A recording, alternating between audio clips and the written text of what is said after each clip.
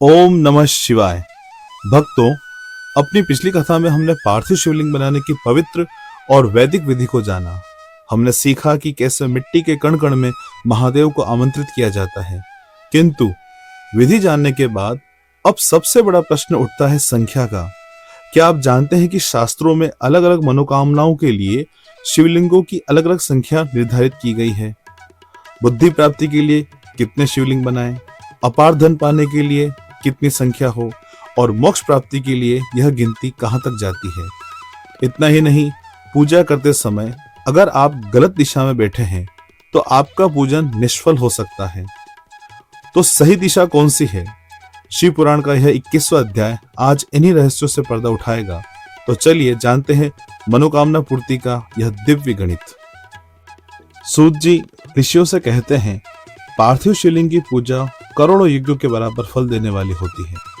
कलयुग में शिवलिंग की उपासना सबसे श्रेष्ठ मानी गई है, क्योंकि यह जीवन के सुख भी देती है और अंत में मोक्ष का मार्ग भी खोलती है। शास्त्रों में यह बात निश्चित रूप में कही गई है। शिवलिंग 3 प्रकार के होते हैं, उत्तम, मध्यम और अधम।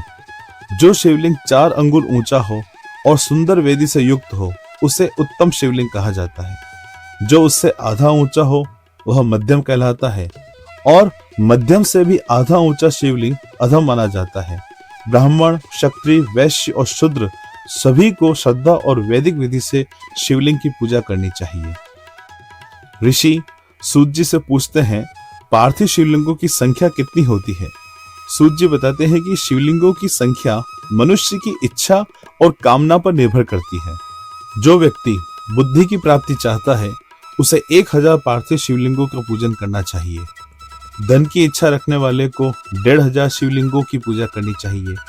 वस्त्र की प्राप्ति के लिए 500 शिवलिंगों का पूजन करना चाहिए। भूमि की इच्छा रखने वाला 1000 शिवलिंगों का पूजन करे। जो मन में दया और करुणा का भाव बढ़ाना चाहता है उसे 3000 शिवलिंगों की पूजा करनी चाहिए। तीर्थ यात्रा की कामना रखने वाले को 2000 शिवलिंगों का पूजन करना चाहिए, और जो मोक्ष चाहता है उसे 1 करोड़ पार्थिव शिवलिंगों की वेदों के अनुसार पूजा आराधना करनी चाहिए। सूत जी कहते हैं कि अपनी इच्छा के अनुसार शिवलिंगों की पूजा करनी चाहिए, क्योंकि यह पूजा करोड़ों यज्ञों का फल देती है और भक्त को भोग और मोक्ष दोनों प्रदान करती है। इसके समान कोई और श्रेष्ठ साधना नहीं है। नियमित रूप से शिवलिंग की पूजा करने से मनुष्य सभी संकटों से मुक्त हो जाता है।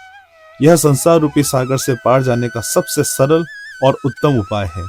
प्रतिदिन वेदों के अनुसार भगवान शिव का पूजन करना चाहिए और उन्हें नैवेद्य अर्पित करना चाहिए। भगवान शंकर की 8 मूर्तियां मानी गई हैं: पृथ्वी, जल, अग्नि, वायु, आकाश, सूर्य, चंद्रमा और यजमान यानी भक्त स्वयं। इसके साथ साथ शिव के नामों शिव, भव, रुद्र, उग्र, भीम, ईश्वर, महादेव और पशुपति का पूजन भी करना चाहिए। भक्त को अक्षत, चंदन और बेलपत्र लेकर श्रद्धा से भगवान शिव की पूजा करनी चाहिए। साथ ही उनके परिवार का भी 10 दिशाओं में पूजन करना चाहिए, जिनमें ईशान, नंदी, चंड, महाकाल, भृंगी, वृष, स्कंद, कपर्दीश्वर, शुक्र और सोम शामिल है। इसके बाद वीरभद्र और कीर्तिमुख का पूजन करें। फिर 11 रुद्रों की पूजा करें। पंचाक्षर मंत्र ओम नमः शिवाय का जाप करें। शतरुद्री और शिव पंचांग का पाठ करें। अंत में शिवलिंग की परिक्रमा करें और फिर उसका विसर्जन करें। रात्रि के समय सभी देव कार्य उत्तर दिशा की ओर मुख करके करने चाहिए। पूजा करते समय मन में सदा भगवान शिव का ध्यान रखें। जिस स्थान पर शिवलिंग स्थापित हो वहां पूर्व, पश्चिम और उत्तर दिशा में नहीं बैठना चाहिए, क्योंकि पूर्व दिशा में भगवान शिव का मुख माना जाता है और उनके सामने बैठकर पूजा का मार्ग रोकना उचित नहीं है। उत्तर दिशा में माता उमा का स्थान माना गया है। पश्चिम दिशा में शिव जी का पीछे का भाग होता है और पीछे से पूजा नहीं की जाती, इसलिए दक्षिण दिशा में बैठकर उत्तर की ओर मुख करके पूजा करनी चाहिए। शिव भक्त को भस्म से त्रिपुंड लगाना चाहिए, रुद्राक्ष की माला पहननी चाहिए और बेलपत्र के साथ भगवान का पूजन करना चाहिए। यदि भस्म न मिले तो मिट्टी से ही त्रिपुंड बनाकर श्रद्धा से पूजा करनी चाहिए। इस प्रकार श्रद्धा, नियम और भाव के साथ की गई शिवलिंग की पूजा मनुष्य को जीवन में सुख, शांति और अंत में मोक्ष का मार्ग दिखाती है। ओम नमः शिवाय। भक्तों, महादेव की ये पावन कथा केवल सुनने तक ही सीमित न रहे।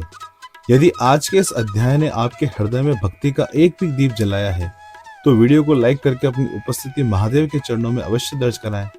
कहते हैं ज्ञान और भक्ति बांटने से बढ़ती है, इसलिए इस पुण्यमय कथा को अपने मित्रों और परिजनों के साथ शेयर करें ताकि वे भी शिव कृपा के भागी बन सकें।